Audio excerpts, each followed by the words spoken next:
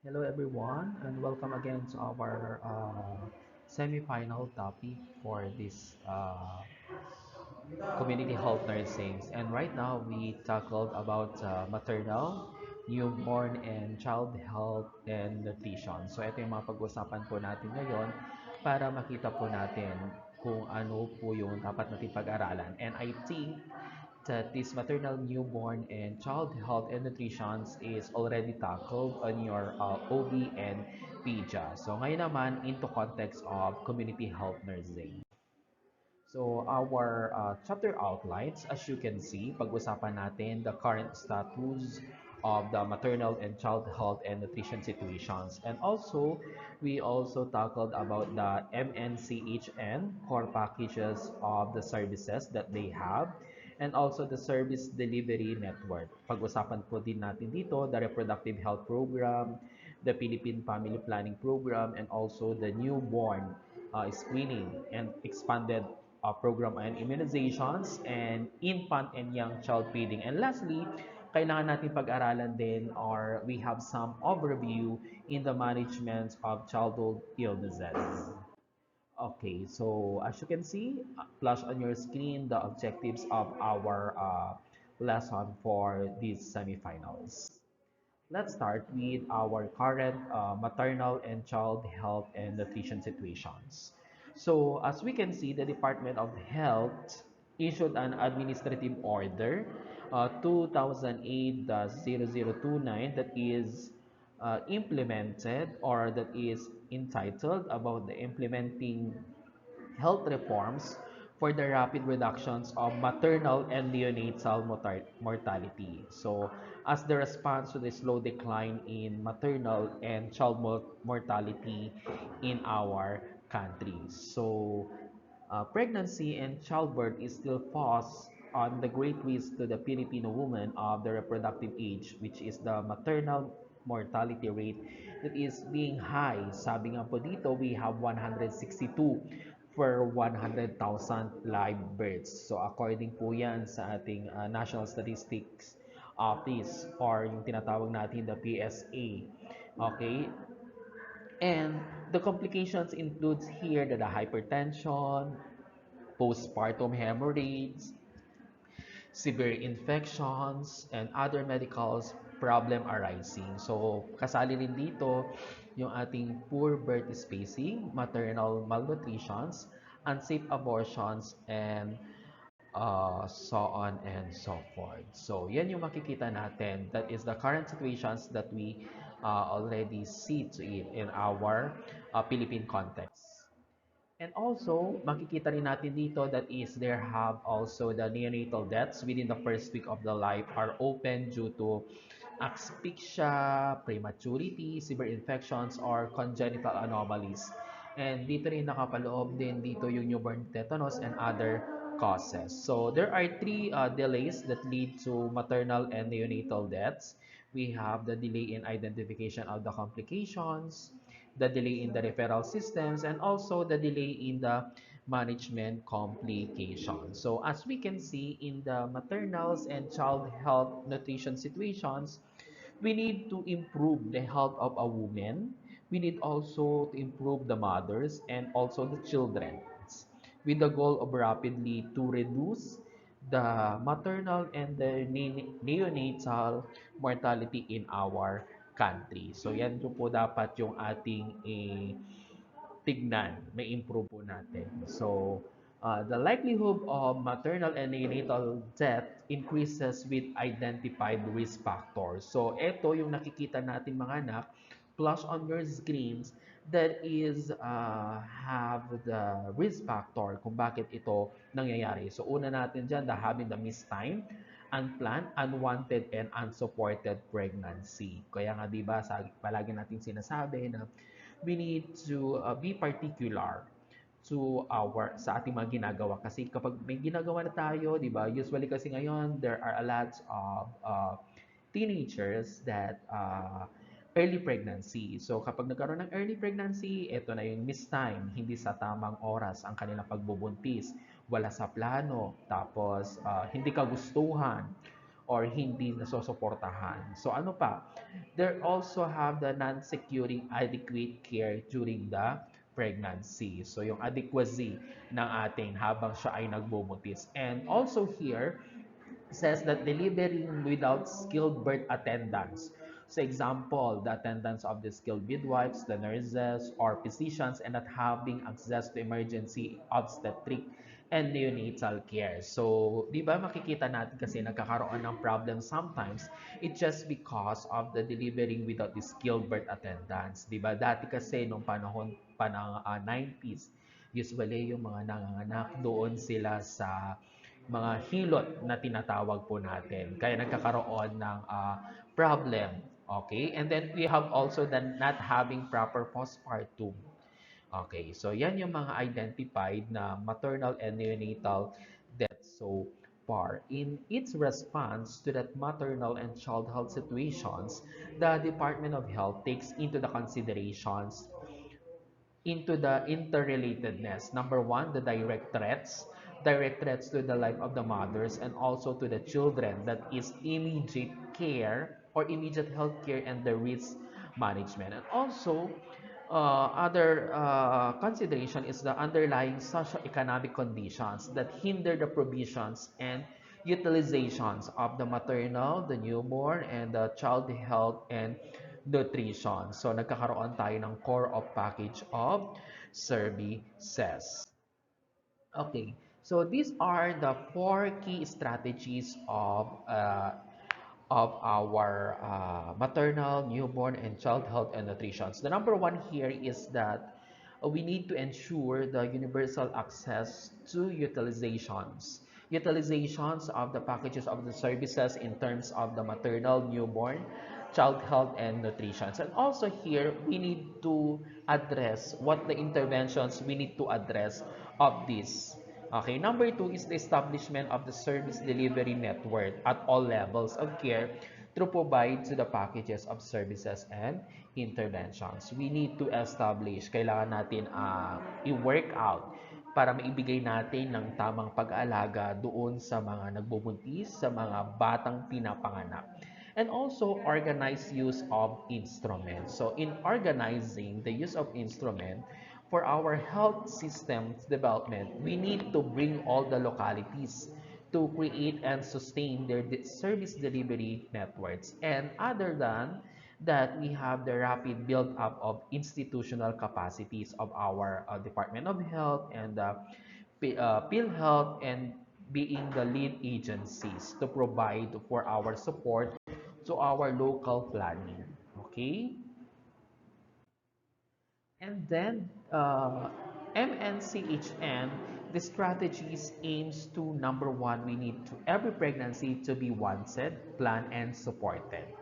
Di ba na-address na yung una nating concern kanina, that is the unwanted pregnancy, the unplanned, and unsupported. Number two, every pregnancy to be adequately managed throughout its course. So, dapat ma-manage natin from first trimester going to trimester. We need to manage ang kanyang pagbubuntis. And then, every delivery to be facility based on managed by the skilled birth attendants and skilled health professionals. So, yan yung gusto po natin. And lastly, every mother and newborn pair to secure the proper postpartum and newborn care with the smooth transitions to the women health care.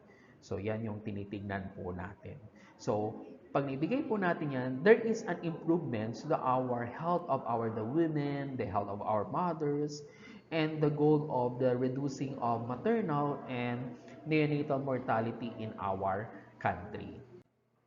Okay, so kung makikita natin, these are the core packages. Yung una nating strategy kanina, that is MNCHN core packages services, that is pre-pregnancy package. So dito, kung makikita natin, as you can see, in the pre-management package po natin ng ating pregnancy package, the number one here is the nutritions. Diba? Anong nakikita natin pag sinabi nating nutritions? When we say nutritions, diba, we need the proper nutritions habang tayo ay nagbubuntis or habang sila ay nagbubuntis. So, Pre-pregnancy services include the provisions of the iron and folate supplements, counseling, and the provisions of the family planning. And also the family planning method and preventions and management of the infections and lifestyle-related diseases. So, commodities for these services are provided by our Department of Health and the local government units. So, in the pre-pregnancy services, highlighted here the provision of modern family planning, methods to reduce the unplanned pregnancies and the unmet needs of women and adolescents that can expose them to unnecessary risk from pregnancy and childbirth. So yan yung usually na tinatakol natin or ina-address natin in terms of the pre-pregnancy package. So nakikita naman natin dyan sa inyong mga screen ano yung ibig kong sabihin. And then we have also the prenatal packages. So sa prenatal packages natin, that is the prenatal visit at least 4 months or at least 4 through pregnancy and prenatal assessment. And dito, nagbibigay rin tayo ng micronutrient supplementations, tetanus toxoid immunizations, the promotions of exclusive pregnancy, newborn screening, and infant immunizations. And then we have the early counseling in the lifestyle, early detections and management of complication of pregnancy, the preventions and management of other conditions were indicated, like the hypertensions, the anemia, diabetes, so on and so forth. And lastly, we have the birth planning and promotions of the facility. So, punta tayo sa prenatal assessment. So, in the prenatal assessment, we always see the physical examinations. Dito, nagkakaroon tayo ng physical examinations. Anong ginagawa natin? Dito, nilalagay natin yung GT-PAL natin. Di ba? Nag-assess tayo through the GT-PAL. Titingnan natin kung gravida, term, parity, yun. So, alive, live. So, yan yung mga pwede nating assess. And then, we have also the ADC, the expected due date. And then the age of gestations, the weight and the height, pundic height measurement, the Leopold's maneuver, the fetal heartbeat, and the fetal movement. So dito, nakapaloob yung ating prenatal assessment. So dito, likewise, laboratory or examinations are conducted. So ano yung mga laboratory examinations natin na pwede natin i-conduct dito sa prenatal assessment natin? So pwede tayo mag-conduct ng complete blood count with platelet, the blood typing, the RH factor determinations, the urinalysis. Yung urinalysis natin, yung Benedict's sugar and acetic acid test albumin. Dito rin, pwede na tayong mag-screening test for STD or STI, yung ating sexually transmitted infections, the blood sugar screening, pregnancy test, ultrasound, cervical cancer, screening test using acetic acid wash, and pap smear. So it is important to identify the danger of the signs of pregnancy and instruct the mother to seek the medical attentions as soon as possible. So dito pa lang sa ating prenatal assessment. So dito kasi nagkakaroon tayo ng danger sign in the prenatal assessment. So makikita na natin kung usually yung headache, blurring visions, dangerous fever, severe difficulty of breathing, abdominal pain, burning on urination, and then the vaginal bleeding. So yan yung tinitignan natin in terms of the prenatal assessment. And also, sabi nga natin, yung micronutrient supplementation natin. In the micronutrients and macronutrient supplementation natin, that is primary focus on addressing the nutrient deficiency, which is the iron deficiency anemia, the vitamin A deficiency, iodine deficiency disorder, and the macronutrient deficiency. So pag-usapan natin yung sinasabi nating iron deficiency anemia. In iron deficiency anemia, that is a neural tube defect such as the spina bifida or anencephaly. So nagkakaroon tayo ng iron deficiency anemia is prevented through the ingestions uh, both supplementary iron and folic acid. So alongside with this, we have the vitamin C rich food for better absorption. However, the mother should be informed the potential side effects, which includes the teeth and the stool discoloration. So aside from that, from the supplementations, the natural sources of iron and folate should be ingested such as red meat liver, green leafy vegetables. So that are the recommended dose for iron supplementation. So kung makikita natin. Okay? And then we have the vitamin A deficiency. Yung vitamin A deficiency naman natin na tinatawag natin, that is deficiency mitigated through the ingestion of supplemental vitamin A at the start of the second trimester until the postpartum period. So, ang kailangan lang natin dito, vitamin A supplementations is not given during the first trimester since it is a tetratogen and may lead to fatal deformities or even fatal disease.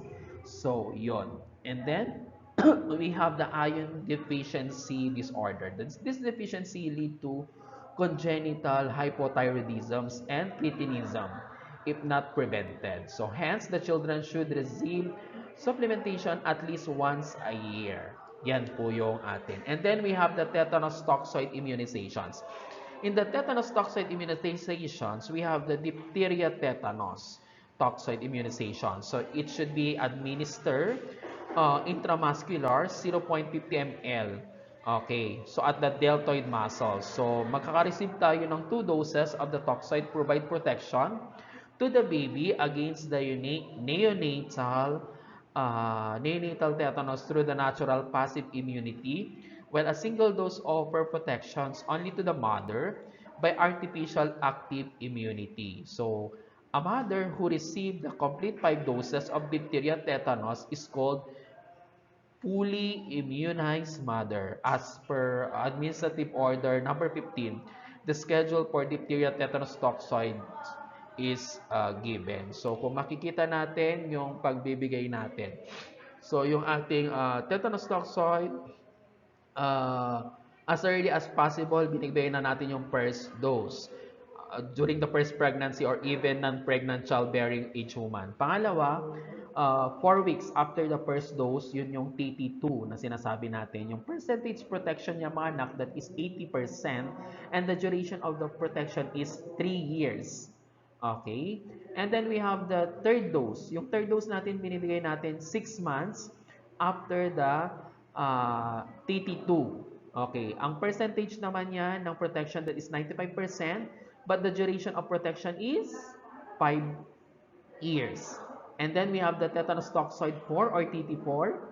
We have 1 year after the TT3, that is 99% of percentage of protections and 10 years of durations. And lastly, we have the DPT5 or TT5, that is 1 year after the DT4 or TT4 natin. So, ang percentage naman niya mga anak yan, that is 99% and the protection is lifetime. So, yan po yung ating tetanus toxoid. Okay? Next, punta naman tayo sa home-based mother record. Ano ba yung home-based mother record natin? That is a simplified record of history of present and past pregnancies and measure of the TBA, the BHRW, or the health professionals. So, yan yung ating isa rin na part in terms of the HBMR, yung or tinatawag natin that is home-based home-based, what do you call that one? Home-based mother record. So, diyan nakapaloob lahat diyan the means of promoting the community of care through a woman's reproductive life, promotes also the earlier recognitions of the women, encourages self-care, support initiation of appropriate care, and also serve as the useful record of care and also the guides that health worker in providing for the educational needs. Okay, so that is for our home-based mother record. Okay, punta naman tayo sa ating sinasabi natin na child birth package. Kung kanina nabigay na natin yung ating what do you call that one? The pre-services, right now naman the childbirth package. So, skilled birth attendants, skilled health professional assisted delivery, and facility-based deliveries including the use of the partograph. Okay, so yun yung ginagamit natin in the partograph mga anak. Dito natin kasi nakikita yung mga progressions or nangyayari. So, dito kasi nakalagay kung ilang centimeters na, kung 4 centimeters, 5 centimeters. Dito, nakalagay din yung hours in active labor, the hours since the rupture of the membrane, the rapid assessment, the contractions, the fetal heart rate, urine voided, the cervical dilations, yan. Yan yung makikita natin into the partograph na sinasabi natin. So, next one, we have the proper management of the pregnancy and delivery complications and the newborn complications. As I've said kasi kanina mga anak, in the childbirth packages, that is DOH advocates facility-based to delivery to ensure the safe labor, availability of intrapartum interventions, and to safeguard the welfare of the woman and then the newborn. So the establishment of the network and the public and private healthcare providers of emergency obstetric and newborn care is integral to save the intrapartum intervention. So the network is configured to includes the birthing centers capable for BEMONC or yung tinatawag natin the Basic Emergency Obstetric and Newborn Care or the Comprehensive Emergency Obstetric Newborn Care. Yan po yun na sinasabi po natin.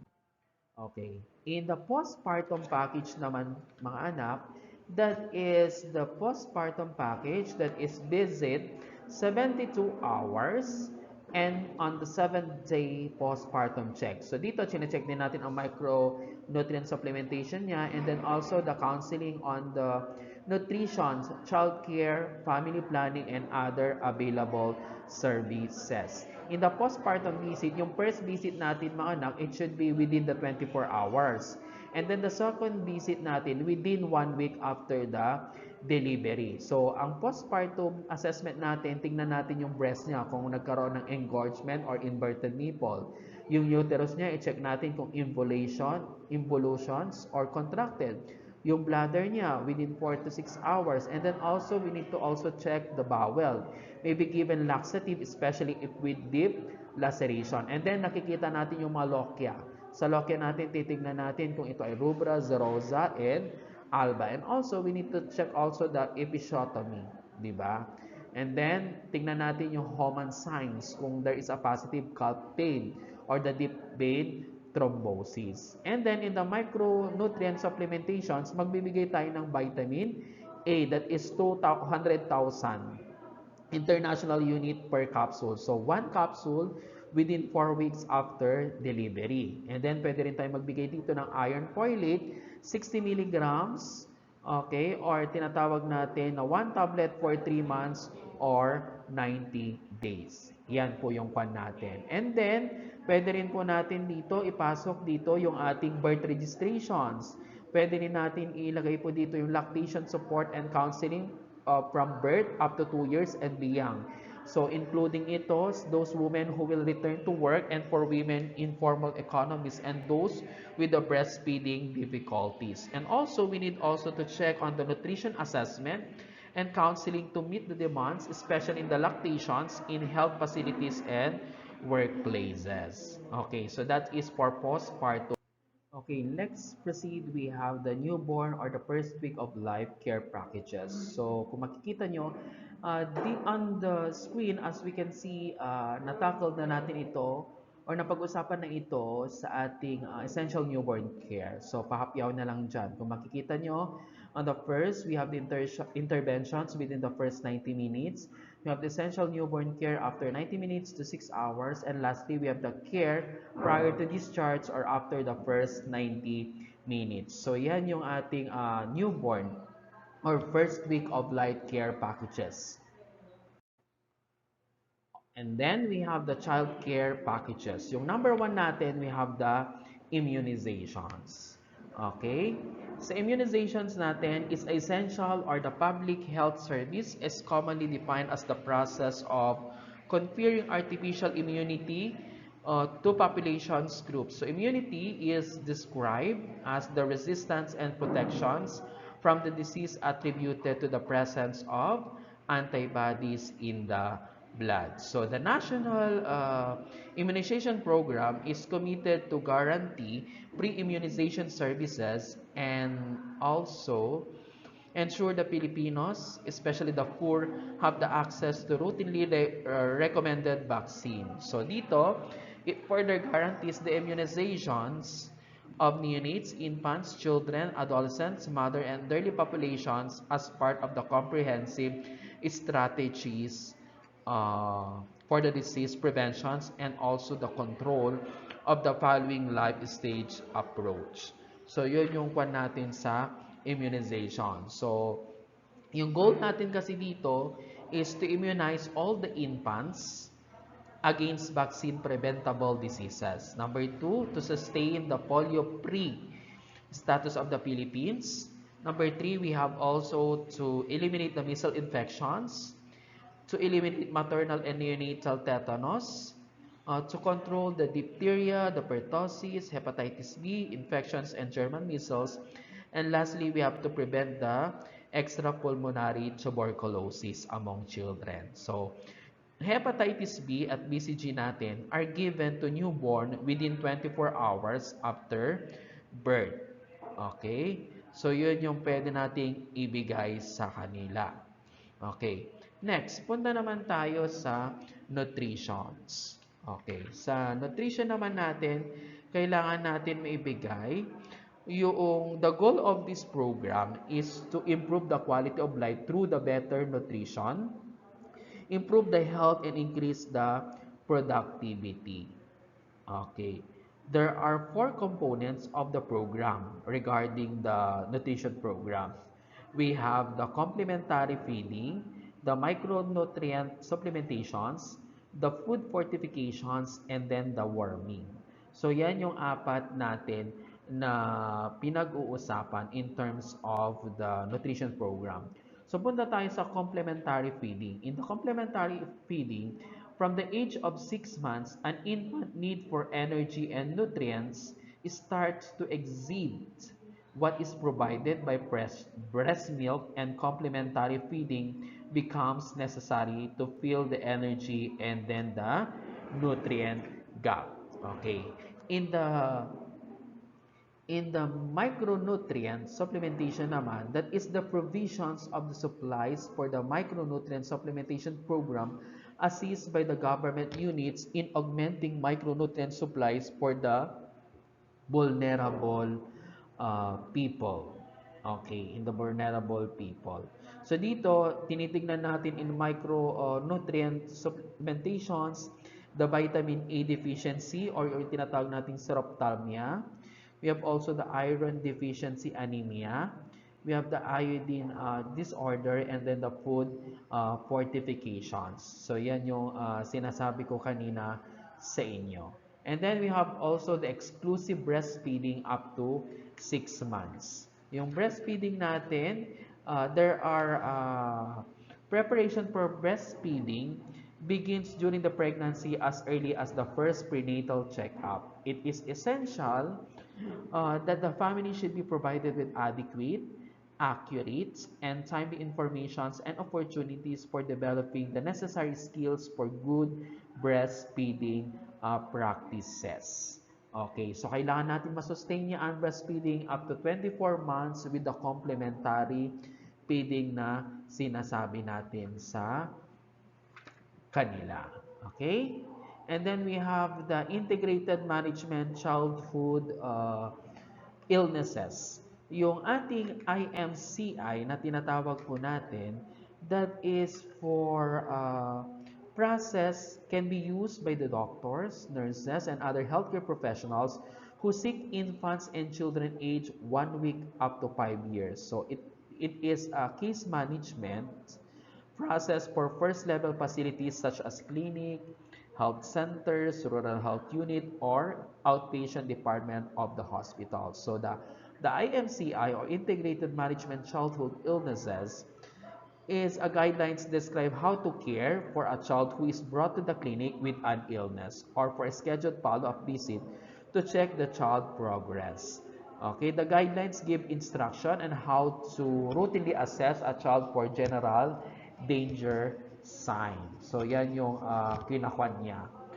So IMCI natin, the management process involves the following. Meron tayong assess, meron tayong classify, meron tayong identify, the treatment, the counsel, and then the follow-up care. Sa assess dito, the child must be assessed first for the danger sign. So asking question about the common conditions, examine the child and checking the nutrition and immunization. And number two, pupunta na tayo sa classify or sa classification. Ito, kinakategorize natin using the color-coded triad system. So, kapag pink, that is urgent pre-referral treatment and referral. Pag yung yellow naman, that is a specific medical treatment and advice. And then kapag green, that is simple advice on home management. And after that, proceed tayo sa identify. Sa identify, specific treatment for the child should be decided. And also, we have the treatment. Sa treatment naman, provide practical management instructions. So, dito, including na yung teaching natin sa mother or caregiver how to give oral drugs, how to feed and give fluids during illness, and how to treat local infections at home. And then, dun sa council naman natin, we need to assess the feeding, including the assessment of breastfeeding practices. And lastly, we have the follow-up care. In the follow-up care, dito natin nakikita the child is brought to back to clinic as requested. So, give the follow-up care and reassess the child for newborn care. Okay? And dito rin yung injury prevention natin, the oral health, and also the insecticide. Okay, the MCN, MNCHN service delivery networks. So, network can be province or city-wide network or public and private healthcare facilities and providers capable of giving the MNCHN services. So, that is including the basic and comprehensive emergency obstetric and essential newborn care. And dito rin, nakapaloob din, it only includes the communications and transportation system supporting this network.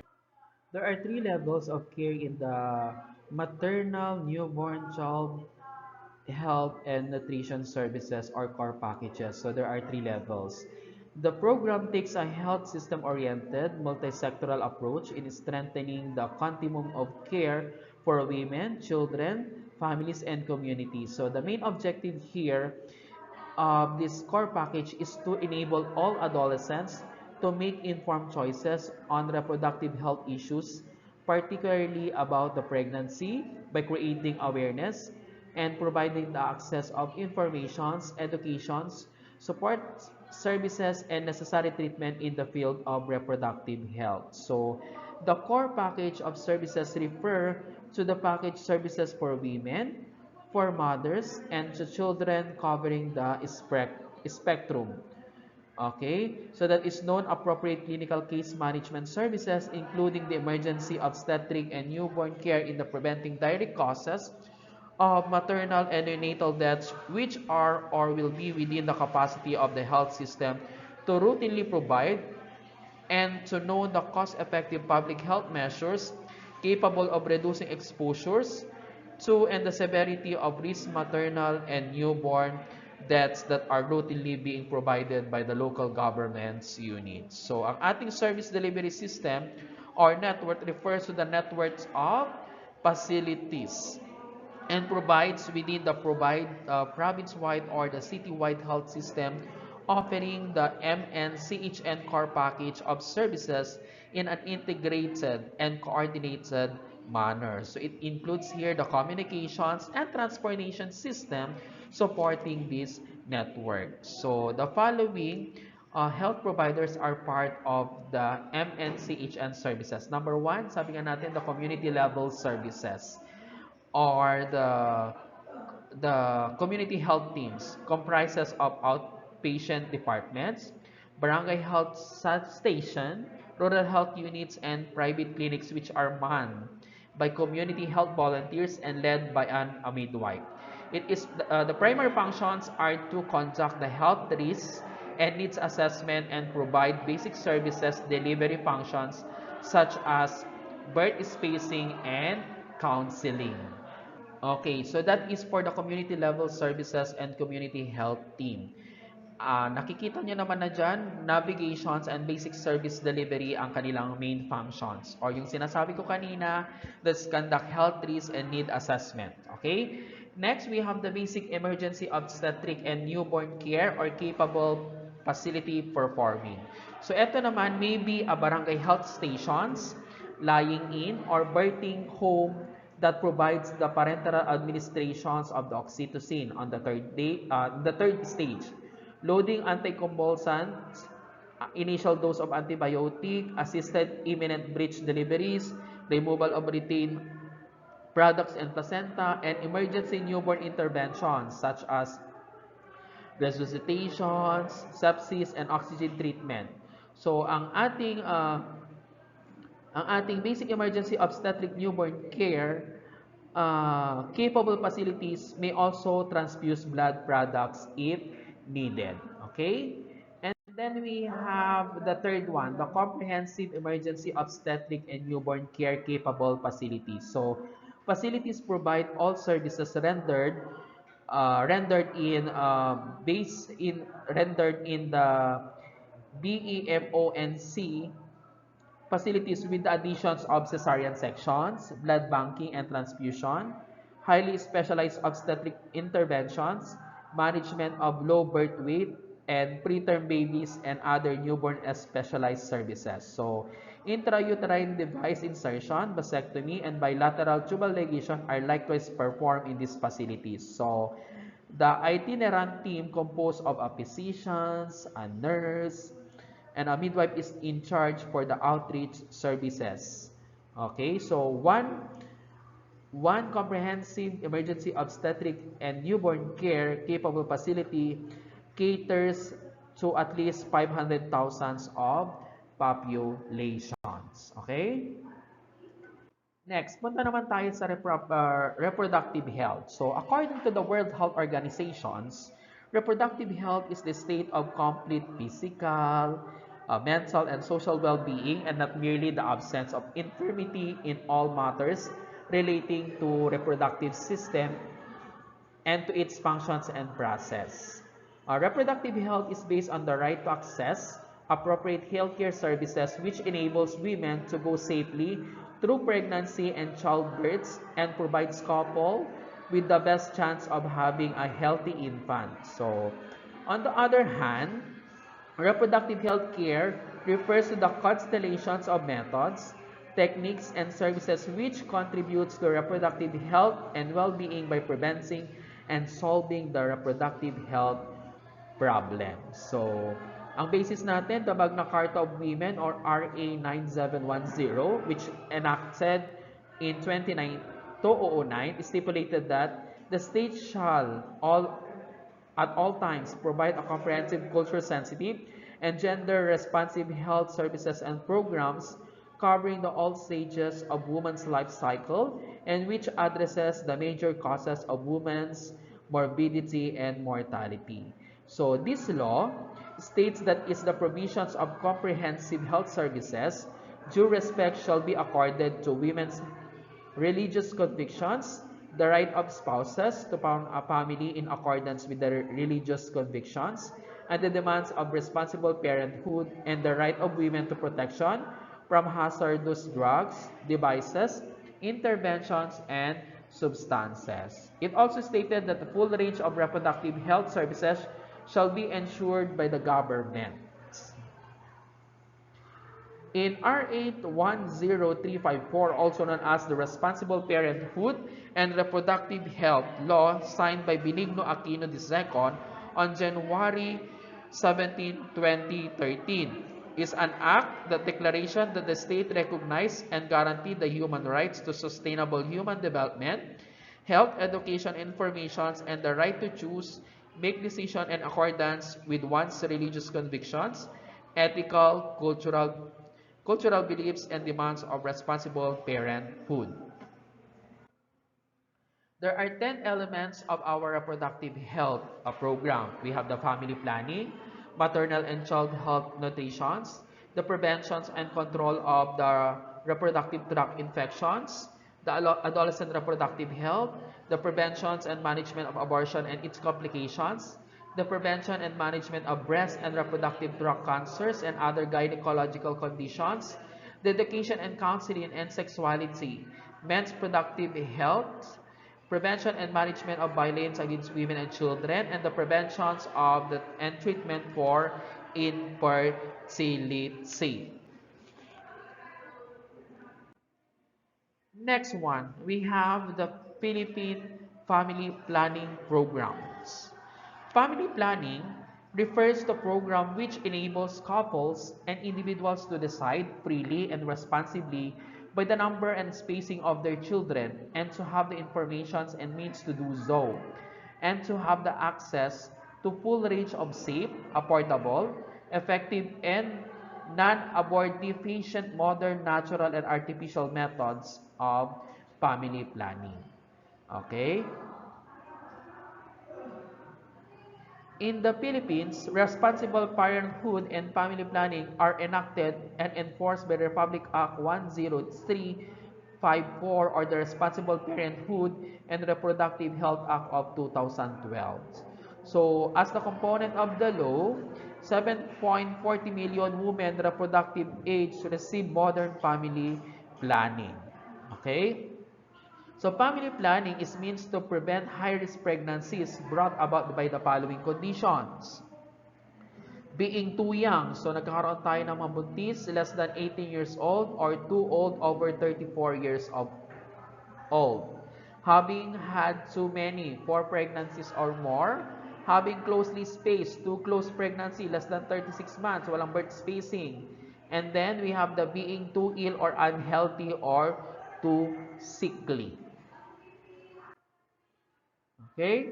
So, an Administrative Order 132, sanabi ko kanina, Series of 2004, the DOH Natural Family Planning Program recognized modern family planning methods. Okay? And dito, sa ating Administrative Order of 2012-0009, the National Strategy towards Reducing Unmet Need for Modern Family Planning as means to achieving the Millennium Development Goals na sinasabi po natin. Okay? So there are 4 pillars of family planning. The number 1, we have the responsible parenthood. The couple has the right to determine the number of children they want to have, provided they can support the needs and provides better life to their children. Sabi nga, that is the will and ability to respond to the needs and aspirations of the family. Number 2, we have the respect for life. The 1987 Constitution protects the life of the unborn from the moment of conception. So, abortion is considered illegal based on our Philippine law and culture that is mandated that preservation of life of the fetus be observed regardless of if he or she, his or her conditions. The 1987 Constitution protects the life of unborn from the moment of conceptions. Next, we have the birth spacing. In the child spacing or birth spacing, a birth interval of 3 to 5 years is encouraged to prepare the mother's uterus for a new pregnancy and more time for the couple and other children to establish a strong relationship. So, ang proper spacing po natin dyan, it should be 3 to 5 years. And then, we have the informed choice. In informed choice, the couple has the right to determine the kind of family planning method based on their religious beliefs, culture, ethical values subject to conformity with the universal recognized international human rights. It is responsible of the nurse to discuss full informations regarding options, advantages, and disadvantages of each method. Okay? So, titignan natin ano bang benefits ng ating family planning. The family planning benefits is number one, benefits to the mother. Ano yon? Enables to regain her health after pregnancy. Nagkakaroon din siya ng prevents pregnancy health-related risks. Give more time for her family and give enough time and opportunity to love and provide attentions. Ano pang benefits ng family planning? Number two, we have the benefits to the children, reduce infant mortality. And lastly, benefits to the father. So, lightens the burden and responsibility in supporting his family. Okay? Punta naman tayo sa client counseling and assessment. In the family planning counseling, in the client-centered, face-to-face, interactive communication process between the health service provider and the client that help the latter to make free and informed choices regarding his or her fertility intention or unplanned. So, these are the essential content of the nurse-client interactions regardless the chosen method. So, effectiveness, the advantages and disadvantages, the possible side effects, complications, how to use the chosen method, the prevention of sexually transmitted infections, and when return to the health care facilities. Okay? So, yan na. Yung sinasabi ko kanina, these are the benefits for our family planning. The benefits to the mother, the benefits to the children, and the benefits to the father. Okay? And now let's proceed to the different kinds of family plannings. And it is important that family planning methods are widely available and easily accessible through the midwives and other trained health workers to anyone who is sexually active, including the adolescents. So the clinicians, the nurses, the midwives, community health workers, and other trained health workers are in the positions to promote the family planning among sexually active individuals by promoting the use of culturally acceptable birth control or contraceptive methods. Okay, but according to the World Health Organizations, contraceptive for family planning may be either the modern or traditional method. In most developing countries like the Philippines, several women of reproductive age who wishes to avoid pregnancy do not use the modern approaches because of the following reasons. Number one, that is the limited choice of methods. Number two, limited access to contraceptions. Number three, contraceptions, and particularly among the young people, poorer segment of populations, or unmarried peoples. Number three, we have the fear of or experience of side effects. Number four, we have the cultural or religious oppositions. Number five, we have the poor quality of available services. Six, we have the user and providers bias. And lastly, we have the gender-based barriers. So, as per recommendation of the World Health Organizations, the following modern and traditional methods of contraceptions can be utilized by the couples who wish to avoid the pregnancy. Number one, we have the natural family planning. When we say natural family planning from the word itself, that is a natural, that is a method for planning or avoiding pregnancies by observations of the natural signs and symptoms of the fertile and infertile phase of the menstrual cycle. So, drugs, devices, and surgical procedures are not used.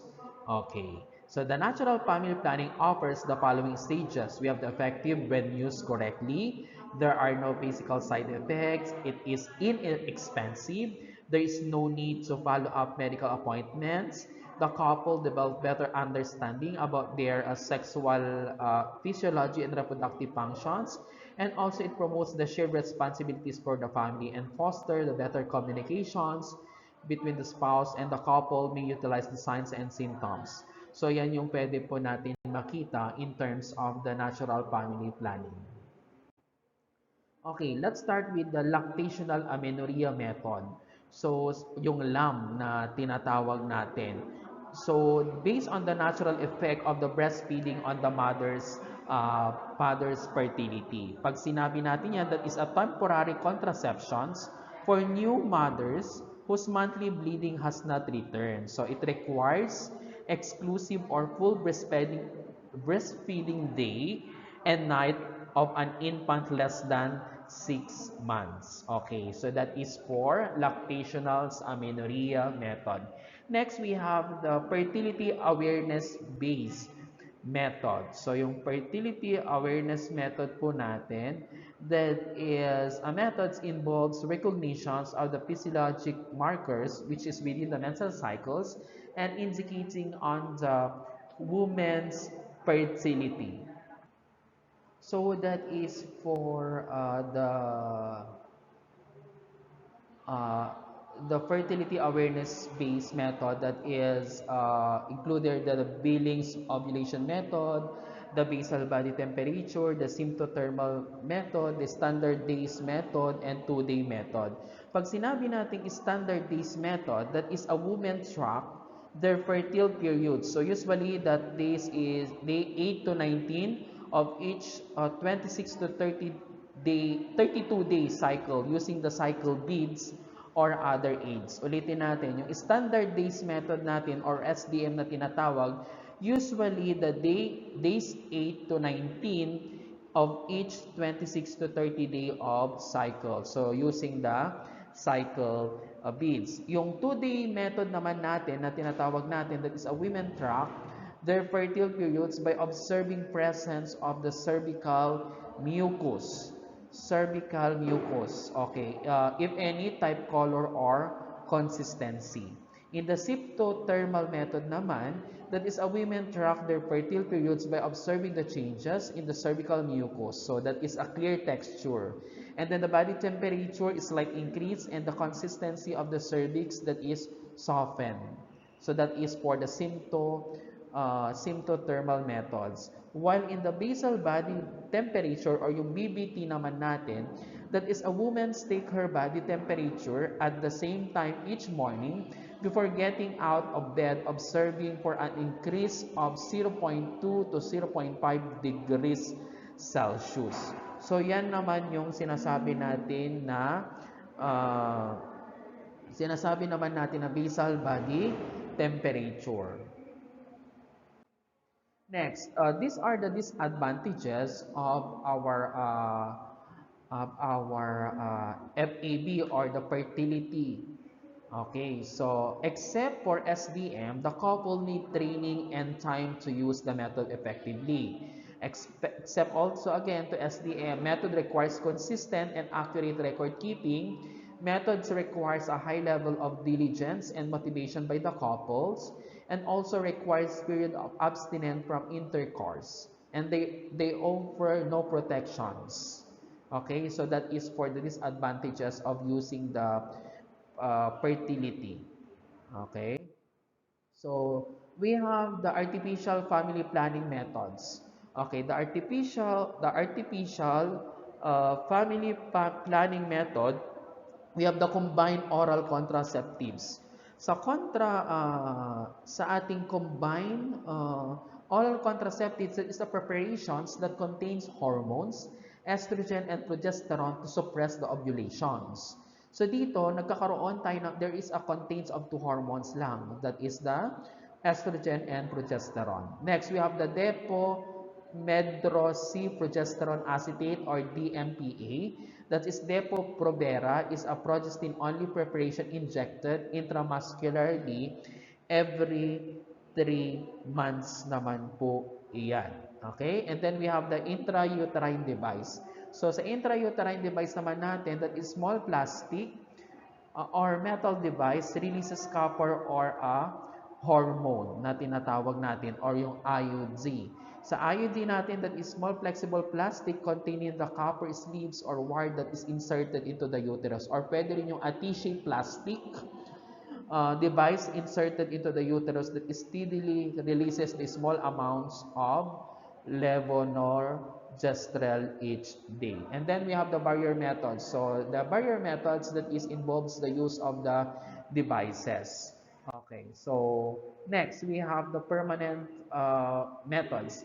In the permanent methods, we have the vasectomy. In the vasectomy, that is a surgical procedure where the vas deferens is tied and capped or blocked through a small opening on the scrotal skin. While on the bilateral tubal ligation, that is involves the cutting or blocking the two fallopian tubes, prevents conceptions by blocking the passage of the ovum through the fallopian tube. So each method has its own advantages and disadvantages. Okay?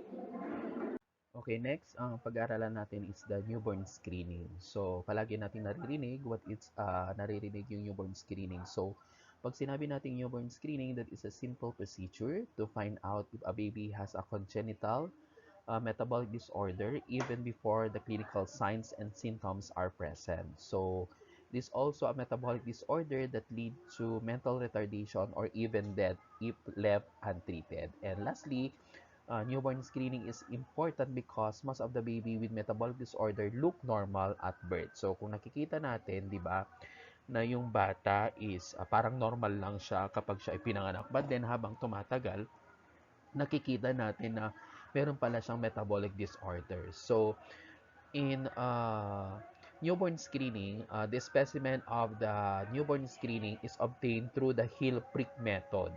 A few drops of blood are taken from the baby's heel, blotted on a special absorbent filter card. So, the blood is dried for 4 hours and then sent to newborn screening center. So, usually, normal results are available within 7 to 14 days from the time samples are received at the NBS Center. So, however, positive result should be relayed immediately within 24 hours by the health facility. So, a positive screen means that the newborn should be referred at once to a specialized for confirmatory and further management. So, kapag once na nag-positive siya, kailangan pa natin i-confirm or there is a confirmatory test with that newborn screening.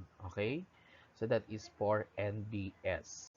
So, uh, RA 9288 or yung tinatawag natin Newborn Screening Act of 2004, that is prior to the delivery, any health practitioner who delivers or assists in the delivery of a newborn in the Philippines has the obligation to inform the parents or the legal guardians of the newborn of the availability, nature, and benefits of the newborn screening. So, there is an establishment of the newborn screening center or reference center or yung tinatawag po natin na NSRC. So, sila po yung responsible for the National Testing Database and Case Registry of the newborn screening.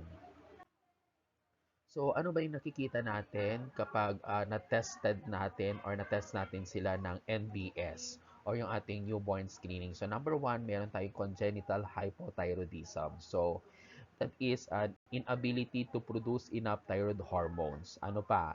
Congenital adrenal hyperplasia. That is inability of the adrenal gland to secrete cortisol or aldosterone. And then third one, we have the galactosemia that is unable to metabolize galactose and the person is unable to tolerate any form of milk for human or animals. And then we have also we have the phenylketonuria. So itong phenylketonuria naman, that is an inability to properly break down an amino acid called the phenylalanine. And then, ito yung very common na nakikita natin sa newborn screening. It's the G6PD deficiency or glucose 6-phosphate dehydrogenase. So, that is a deficiency that red blood cells break down when the body is exposed to certain drugs, foods, severe stress, or other. And then we have the maple syrup urine disease. That is an ability to break down the amino acid level. Okay, so kanina sinabi ko na how to do the newborn screening procedure. So dito, sabi ko lang, the law provides that the NBS should be done after 24 hours of life. but not later than 3 days from the complete delivery of the newborn. So, yung specimen for NBS is obtained through the heel prick. Okay? There is a few drops of blood are taken from the baby's heel, blotted on a special absorbent filter, and then sent to the newborn screening center. Sample for NBS may be obtained by the physicians, nurses, medical technologists, or trained midwife, and that's for NBS. So, once na nagkaroon ng normal or negative NBS results, usually sabi ko kanina, 7 to 14 days from the time of the sample received from the NBS center. So, once na nag-positive siya, so ipupunta natin sa mas higher level for the confirmatory test. Next, we have the newborn screening. Newborn hearing screening naman. So that is for the Republic Act of 9709 or Universal Newborn Hearing Screening and Intervention Act of 2009. So Universal Newborn Screening Program for the early detection of congenital hearing loss and referral for early intervention for infants. So there is an establishment of the newborn hearing screening reference on the National Institute of the Health. So itong Universal Newborn Hearing Screening and Intervention natin, ang aim nito is to early detection of the congenital hearing, right? So this law requires that all newborns should be screened prior to discharge from the hospital. However, in case the baby was not screened due to unavailability of the instrument, they may seek hearing screening within first 3 months after birth in the nearest facility doing hearing screening. Apart from breastfeeding and screening procedure in the first 28 days of life, essential healthcare services recommended by the Department of Health. Okay, that is for newborn hearing screening or tinatawag nating hearing test. Okay, punta naman tayo sa EPI or tinatawag natin Expanded Program and Immunization. So, immunization that is essential public health service and is commonly defined as the process of conferring artificial immunity to populations group. So, immunity, pag sinabi natin immunity, that is described as a resistance and protections from the disease attributed to the presence of the antibodies. So, the EPI was established in 1976 to ensure that infants or children and mothers have access to routinely recommended infants or childhood vaccine. So there is a reducing the morbidity and mortality among the children against the most common vaccine preventable diseases. So sabi ko nga kanina, the National Immunization Program or NIP is committed to guarantee the pre-immunization services and ensure that all Filipinos, especially the poor, have the access to routinely recommended vaccine. So RA 10152 or also known as Mandatory Infants and Children Health Immunization Act of 2011. And then yung compulsory immunizations naman natin against Hep B for infants, that is RA 7846. Yan po yung ating mga supporting legislations in terms of the EPI. So what is the specific goals of our EPI or expanded program on immunizations? Number one, that is to immunize all the infants and children. So to against the most common vaccine preventable diseases. Also to sustain the polio-free status of the Philippines. To eliminate also the measles infections. According sa ating Presidential Proclamation number 4, series of 1998, the launch of the Philippines Measles Elimination Campaign. Okay, that is from the Office of the President, 1998. And also, we have to eliminate the maternal and neonatal tetanus. Okay, so according na naman yan sa Presidential Proclamation number 1066 series of 1997, declared that National Neonatal Tetanus Elimination Campaign is starting 1997. And then also to control the diphtheria, pertussis, hepatitis B, infections, and German measles. And lastly, to prevent the extrapulmonary tuberculosis among the children. So, ito yung mga specific goals natin in terms of reducing our expanded program immunization. Okay, so as you can see on your screen, that is the immunization schedules. And I know these immunization schedules, papyaw lang po ako nito kasi alam ko na-discuss na po ito sa ating OBpedia. But then, as you can see on the screen, we have the antigen or yung mga vaccines natin. We have the BCG vaccine na binibigay natin at birth, the hepatitis B, the DPT, Hepa B or the pentavalent vaccines, and then the oral polio vaccines, anti-measles vaccines, measles, mumps, rubella, and then rotavirus uh, vaccine. So, makikita natin dyan on your screen kung kailan ito binibigay, anong dosage, at saka anong route, and where it is the site of that immunization schedule. So, that's for our references. Palagi nating isipin mga anak yung Bacillus Guarin natin vaccine that is for against tuberculosis. Kaya binibigay po natin yan. Okay? And then yung hepatitis B vaccine natin or monovalent, anong prevent natin from the hepatitis B? Siyempre, to prevent hepatitis B. And then the DPT, ang prevent naman niya, that is diphtheria, pertussis, tetanus, Hepa B, pneumonia, and meningitis for the DPT, Hep B, and HIV. Okay, and then the oral polio vaccine naman to prevent poliomyelitis. And then the anti-measles vaccine to prevent the measles. Okay, it's same with through the MMR or ating measles, mumps, and rubella. Okay, so yan yung ating prevents na diseases.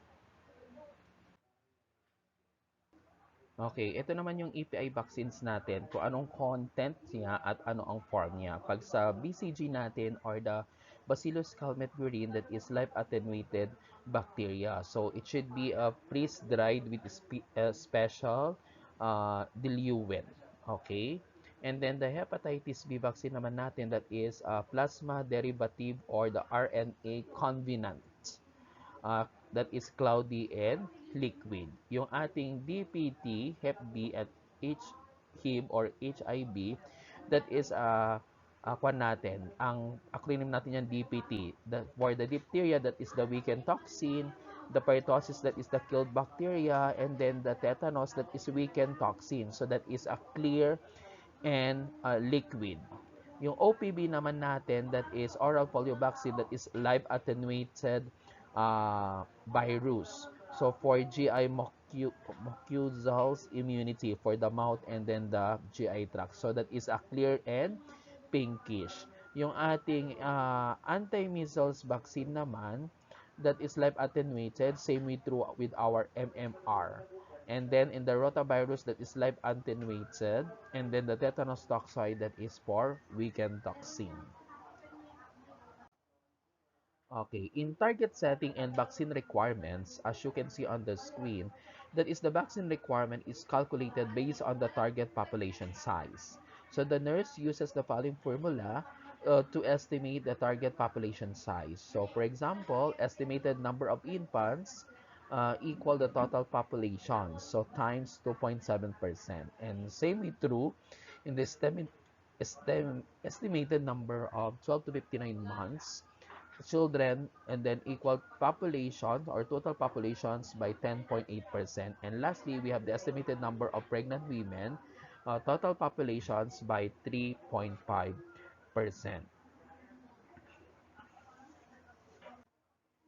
Okay, let's proceed for the maintaining the potency of our expanded program immunizations or EPI. So ito yung mga general considerations natin to implement the immunization program in our country. Kasi kung wala mang ito, hindi po natin makikita. Number one, maintain the cold chain. So pag sinabi natin maintain the cold chain, sabi nga po dito number one, that is to be potent, vaccine must be properly stored, handled, and transported. Number one, we have the maintain the cold chain. So the cold chain is a system for ensuring the potency of the vaccine from the time of manufacture to the time it is given to uneligible clients.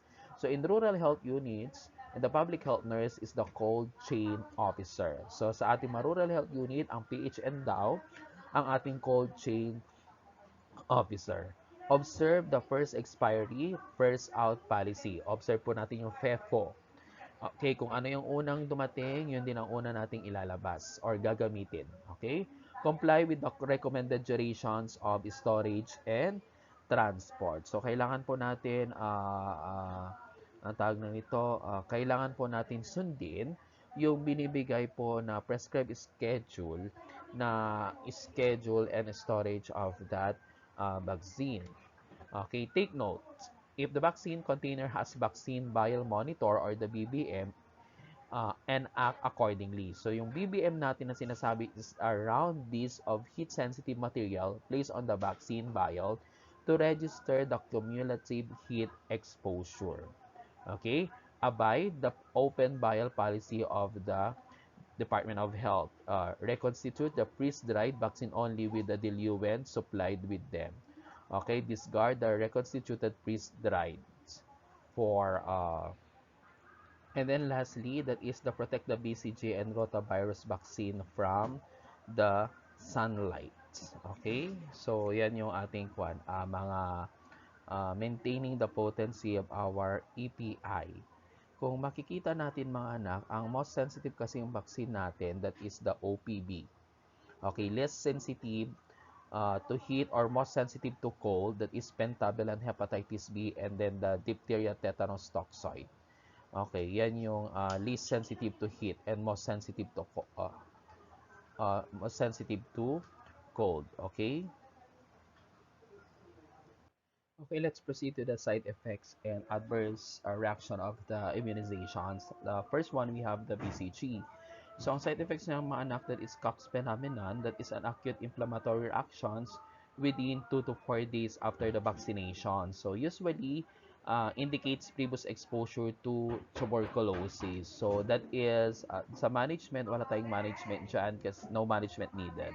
Okay, next one, we have the deep abscess at vaccination site, almost invariably due to subcutaneous or deeper injection. So, kapag ganon, we need to refer to the physicians for incisions and drainage. We have also indolent ulceration. So, that is an ulcer which persists after 12 weeks from the vaccination date. So, i-treat lang natin siya with INH powder or yung sinasabi po nating isoniazid powder. And then we have the glandular enlargement. So, enlargement of lymph glands draining the insection site. So, if suppuration occurs, treat as deep abscess. So, that is for the BCG. Next one, we have the hepatitis B. Sa hepatitis B naman, ang side effect lang naman natin mga naktit is the local soreness at the injection site. So, there is no need or no treatment needed. Okay, punta naman tayo sa DPT. So, sa DPT natin, the fever that usually lasts for only 1 day. So, fever beyond 24 hours is not due to the vaccine but to other causes. So, advise the mother to give antipyretic. Okay? And then, we have also the local soreness injection site. So, we need to reassure the mother that the soreness will disappear after 3 to 4 days. And then we have the abscess after a week or more, usually indicates that the injection was not deep enough or the needle was sterile. So we need to incisions and drainage may be necessary. And lastly, for the side effects, we have the convulsions. So although very rare, may occur in children older than 3 months caused by the pertussis vaccine. So there is a proper management for convulsions. Pertussis vaccine should not be given anymore. And then we have the OPV, wala tayong side effect dyan. So anti-measles vaccine naman natin. Sa anti-measles vaccine natin, nagkakaroon lang ng fever 5 to 7 days after vaccination in some children. So we need lang din ng antipyretics. Sa MMR natin, that's local soreness, fever, irritability, and malaise in some children. So ang gagawin lang natin, reassure the parents again, instruct the parents to give antipyretic to the children. Okay? And then we have the tetanus toxoid. Sa tetanus toxoid naman natin, magkakaroon lang tayo ng local soreness at the injection site. So maglalagay tayo ng apply cold compress for that. Okay? Next, we have the contraindications in to immunization. So, nagkakaroon tayo ng mga different contraindications for our immunization. So, in general, there are no contraindications to immunization of a sick child if the child is well enough to go home. Okay, so absolute contraindication, so do not give, huwag natin ibigay. So kapag meron pentavalent vaccine or DPT, children over 5 years of age and a child with recurrent convulsions or another active neurological disease of the central nervous system. So, yan. Hindi pwede nating ibigay. Okay?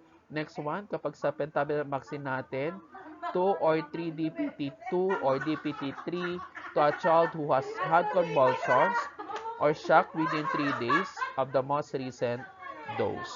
Okay?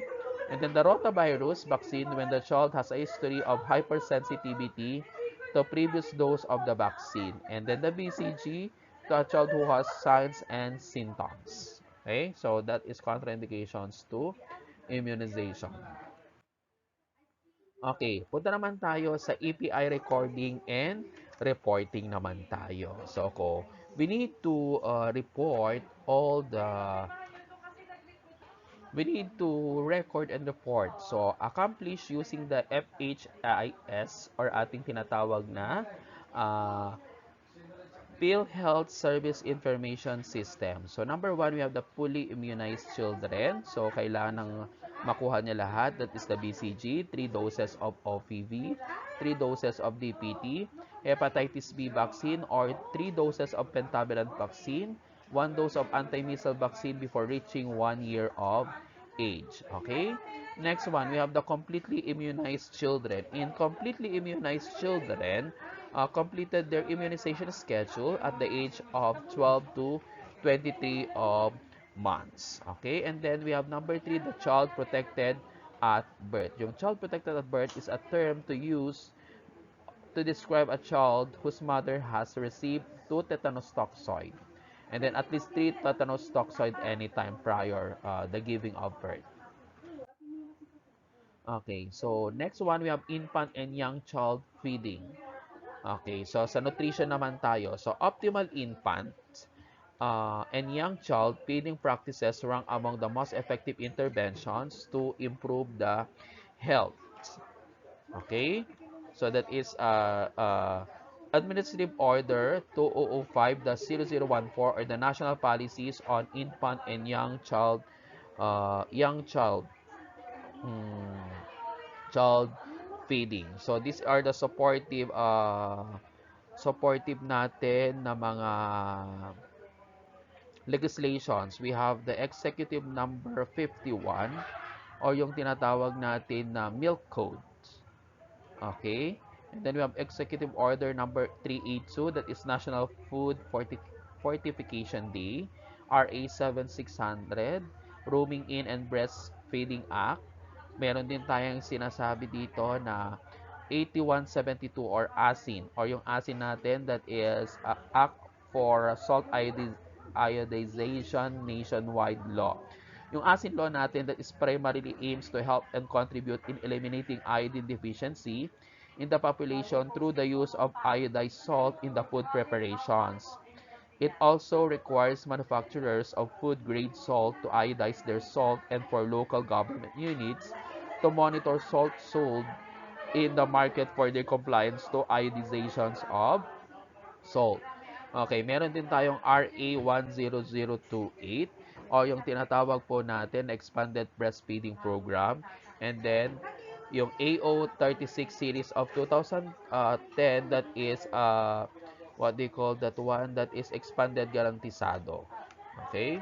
So, yan yung mga supplications po natin. Basta isipin po natin and the nutrition program, ang goal natin dito is to improve quality of life through the better nutritions, improve the health, and increase the productivity. So, there are 4 components kasi yan sa atin.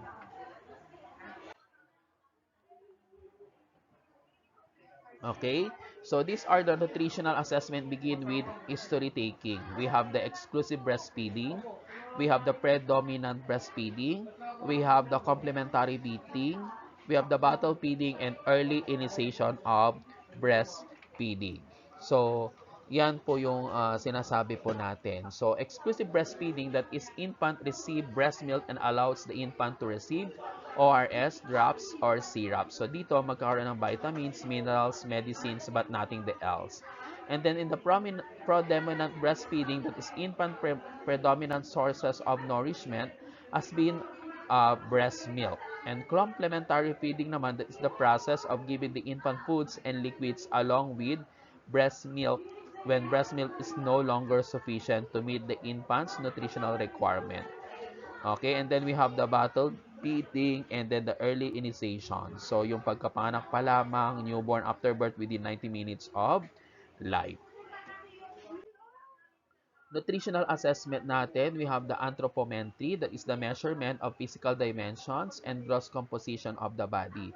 So dito, sinecheck natin yung weight for age, length and height for age, and mid-upper arm circumference. So dito, nadidetermine natin yung child is underweight or yung child, identify the children who are short or stunned done to prolonged undernutrition or repeated illness. So yung mid-upper arm circumference natin can be used for rapid screening for malnutrition. And then we have the clinical examinations, and the clinical examinations that involves recognitions of signs of malnutrition. And lastly, we have the biochemical examinations, assessment of specific components of blood or urine samples. Okay, recommended IYCF practices. Ito po yun. Number 1, early initiation of breastfeeding. Number 2, we have exclusive breastfeeding for the first 6 months, which is possible except for a few medical conditions. Number 3, extended breastfeeding up to 2 years and beyond, which is recommended even if the infant's consumption of breast milk decline as complementary foods are given. Also here, appropriate complementary feeding with the use of locally available and culturally acceptable foods, micronutrient supplementations, universal salt iodizations, and food fortifications. So yan po yung kwan natin, policies on infant and young breastfeeding. Okay, let's proceed to the promoting of breastfeeding. But then, sabi ko nga, the preparation for breastfeeding begins during the pregnancy as early as the first prenatal checkup. That is, it is essential that the family should be provided with the adequate, accurate, and timely information and opportunities for developing informations and opportunities to necessary skills for good breastfeeding practices. So, an empathic nurse can help create a supportive healthcare environment that allows the mothers and other family members to express their ideas and concerns about the breastfeeding. So, kailangan natin ng assessment about the mother's knowledge, skills, and attitude about the breastfeeding helps in responding to her educational needs and development of the health education plan of the nurse. Okay? So, dyan, sasabihin natin the benefits and then the techniques. Okay? So that is for promoting the breastfeeding. Okay, complementary feeding practices. In complementary feeding practices, that is become necessary to fill the energy and nutrient gap from the age of 6 months. So complementary foods should be timely. So pag sinabi nating timely, complementary foods are introduced when the need for energy and nutrients exceed what can be provided through the exclusive and adequate breastfeeding. Next one, we have the adequate.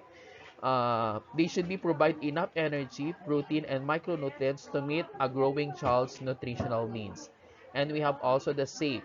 Foods are hygienically stored and prepared and with clean hands using the clean utensils and not bottles and artificial nipples. And lastly, properly fed. So foods are given consistent with a child's signals of appetite and satiety, and the meal frequency and feeding methods actively encouraging the child, even during the illness, to consume enough food using fingers, spoon, or self-feeding are suitable for the age. Next, we have the micronutrient supplementation. So the purpose here in micronutrient supplementation is to add the vitamins and minerals provided by the normal diet. So the provisions of the supplies for the micronutrient supplementation program assist the local government units in augmenting the micronutrients supplies for vulnerable populations. So the National Nutrition Survey reported in 2013 that the prevalence of anemia among 6 months to 1 year of age has the highest rate among the population group. Okay, it should be recommended for 0 to 59-month-old children in addition to pregnant and lactating mother. Okay, next we have the food fortification. So fortification is defined as the additions of micronutrients to stable foods such as rice, sugar, cooking oil, flour, and salt. So in addition of micronutrients to processed foods and levels above the natural state. And lastly, we have the Sangkap Pinoy. So yung Sangkap Pinoy natin, that is a seal incorporated by the DOH and affixed to the packaging of food products that have been certified as a fortified either singly or in combination of micronutrients, vitamin A, iron, and iodine. So, yun po yun. Okay? Next one, we have the deworming. Sa deworming naman natin, that is children, ages 1 to 12 years is done every 6 months. So, possible adverse effect of antihelmintic drugs and the respective management. Number one, we have the local sensitivity or allergy that is give an antihistamine. So, bigyan lang natin ng antihistamine. Number two, we have the mild abdominal pain. So, ibibigyan lang naman natin siya ng spa, anti-spasmodic. And then we have the diarrhea, give oral rehydrating solutions. Kapag erratic worm migration naman, pull out worms from mouth, nose, or from other body orifices. Deworming is not advised if the child is known to have any of the following. So, mayroon siyang serious illness, abdominal pain, diarrhea, history of hypersensitivity to drugs, and severe malnutrition. Next, we have the malnutrition in children. So, meron po tayong tinatawag na protein energy malnutrition. So, consists of underweight, stunting, wasting, and overweight. Pag sinabi nating underweight, that is defined as weight age 2 years old standard deviation of the World Health Organization Child Growth and Standard. Pag stunting naman, ayan, sa kwan naman tayo, standard median. Pag wasting, that is standard median, a symptom of acute undernutrition or baggy pants. And lastly, we have the overweight, yung sobrang taba. Okay, in severe acute malnutrition in children 6 to 59 months of age is defined of weight for height less than 3 standard deviation of the WHO. And then the for infants less than 6 months, severe acute malnutrition is detected naman. So presence of clinical signs of visible, severe wasting and edema together with difficulties. Micronutrient malnutritions. Okay, so micronutrients are also called because they are needed only in a very small amounts. So it's also enable the body to produce enzyme, hormones, and other substance that is essential for proper growth and development. So it is important that the iodine, vitamin, and iron, okay, so i-address din natin yan. Next, we have the Integrated Management of Childhood Illnesses or IMCI. So, IMCI strategy offers a simple and effective methods for child survival. So, healthy growth and development is based on the combined delivery of essential interventions at community, health facilities, and health system levels. So, the IMCI process can be used by the doctors, nurses, and other healthcare professionals who seek infants and children aged 1 week up to 5 years. Okay? So, ang strategy natin dito includes three main components. Improvements in case management skills and healthcare staff. Number two, improvement of the health system needed for effective management of the childhood illnesses. And lastly, improvements in the family and community. So, yan yung kailangan po natin ma-achieve or the strategies that is the three main components of the World Health Organization. So, IMCI clinical guidelines are meant to be used by the health worker in the management of sick children from ages 1 week up to 5 years. So IMCI case management process involves the following: the assess, classify, identify, treat, counsel, and follow up. Okay, so yan yung makikita natin doon sa IMCI process. Pag sinabi nating assess, that is a child must be assessed first for danger sign. And then asking question about the conditions, examining the child, and checking malnutrition and immunization status. So assessment includes the checking the child for other problems. Number two, we have the classify. In a classify, a children or child is categorized using the color-coded triad system. Because many children have more than one condition, each illness is classified according whether it requires. So kapag pink, that is urgent referral treatment and referral. Pag sinabi natin yellow, that is a specific medical treatment and advice. Pag sinabi naman natin green, that is simple advice or home management. Okay? So that is for classify. Punta naman tayo sa identify. In identify, after classifying the all conditions, a specific treatment for the child should be decided. If the child requires urgent referral, give essential treatment before the patient is transferred. If the child needs treatment in home, develop an integrated treatment plan for the child and give the first dose of the medication in the clinic. If a child should be immunized, provide immunization. So that is for identify. Next one, we have the treatment. Sa treatment naman natin, provide practical management instructions including the teaching the mother or caregiver how to give the oral drugs, how to feed and give fluids during the illness, and how to treat the local infections at home. So ask the caregiver to return for follow-up on a specific date and teach her how to recognize signs that indicate the child should return immediately to the health facility. Okay? And then we have counsel. So assess the feeding, including the assessment of breastfeeding practices and counsel to solve any feeding problem found. Then counsel the mother after or about her own health. And lastly, yung follow-up natin. Sa follow-up care, when a child is brought back to the clinic as requested, give follow-up care and if necessary, reassess the child for newborn or new problem. So that is IMCI process. Okay, so in summary, the nurse being is direct contact with the healthcare client is at the forefront in the service of the public health services. Number two, public health nurse in the unique positions of being the middle or delivery services to mothers, neonates, and the young children. The health status of a mother, particularly during the pregnancy, the postpartum period, and the period of lactation, is a major factor affecting the health status and the mother. Okay. Okay, so that is for the end of our discussions. Basta alalahanin natin na, sabi ko nga, number one, i-summarize natin para ma-recognize natin or ma-recall natin. So, maternal and child health services from part of essential health care in the Philippine public health.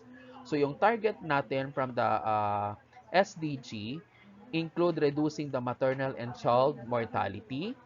State motherhood programs includes antenatal care, immunizations, and micronutrient supplementations. So to reduce risk of women who are pregnant, at least 4 times prenatal visit are recommended during the entire course of pregnancy. Next, the diphtheria and tetanus immunization offers protection for both the mother and the baby. Okay? Core intervention for newborn care under the Unang Yakap approach include thorough drying of the newborn, early skin-to-skin contact, properly timed cord clamping, and early initiations of the breastfeeding. Ano pa?